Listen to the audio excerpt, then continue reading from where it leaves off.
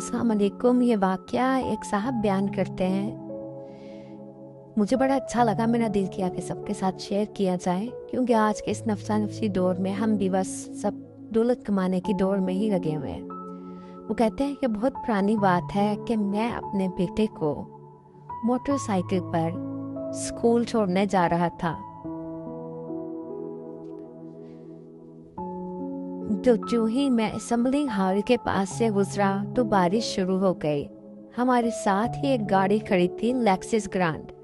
उस जमाने में वो 1.5 करोड़ की थी, लेकिन हो सकता है कि अब वो 8-10 करोड़ की हो, मुझे नहीं अंदाजा। लेकिन मेरा बेटा उस गाड़ी को देख रहा था और कहता है, पापा अगर ये गाड़ी आज हमारे पास होती तो हम बारिश में भीगते ना। पापा कितनी खूबसूरत गाड़ी है ये। छोटा सा था मेरा बेटा उस टाइम। मैंने कहा, जी बेटा बहुत प्यारी है। वो गाड़ी वाला भी हमें देख रहा था। हम असेंबली हॉल से माल पर चढ़े और हाई कोर्ट चौक तक हम उसे देखे जा रहे थे और वो हमें देखे जा रहा था। हाई कोर्ट चौक पर ट्रैफिक रुकी तो इशारा बंद था, वीआईपी मूवमेंट लगी हुई थी। तो मेरे दिल में पता नहीं क्या आया, क्योंकि इशारा बंद था, इसलिए मैं मोटरसाइकिल से उतरा, स्टैंड लगाकर छोड़ दिया और उसके पास कहा और मैंने उसके शीशे पे नॉक किया।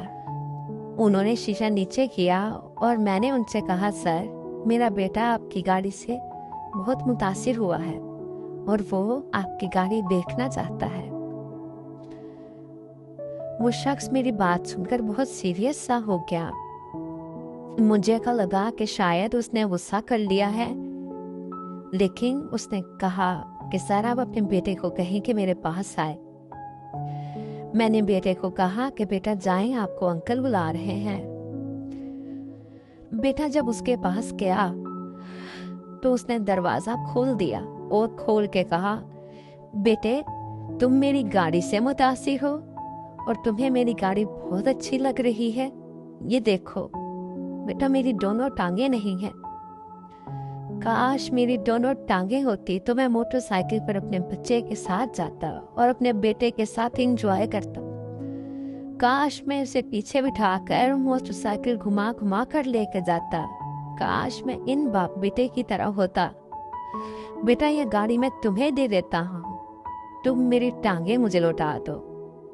उस वक्त वो कहते हैं कि मैं इतना ज्यादा हर्ट हुआ कि मेरी आंखों से आंसू आ गए और मेरा बेटा भी बहुत परेशान हो गया।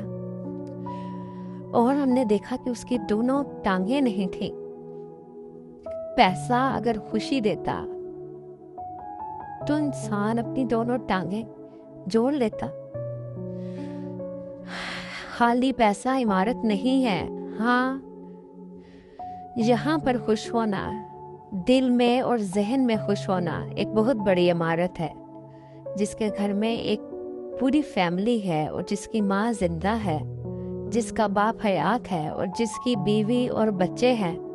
खुदा की कसम, उससे खुशकिस्मत इंसान इस कायनात में कोई नहीं है। सो इसलिए जो अब आपने पैसे कमाने की दौड़ लगाई हुई है, माना कि ये हम सब की जरूरत है, लेकिन इस पैसे को कमाने के लिए हमें कभी भी उन चीजों को कुर्बान नहीं करना चाहिए जिनका कोई नेमुल बदल नहीं है। क्या आप मुझे कोई ऐसा शख्स दिखा सकते हैं जो पैसे से माँ खरीद के ला सकता है या पैसे से बाप खरीद के ला सकता है?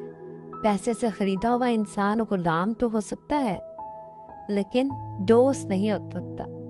दोस्त हमेशा कमाया जाता है, खरीदा नहीं जाता। पैसा हमेशा खरीदने के काम आता है, कमाने के काम नहीं आता।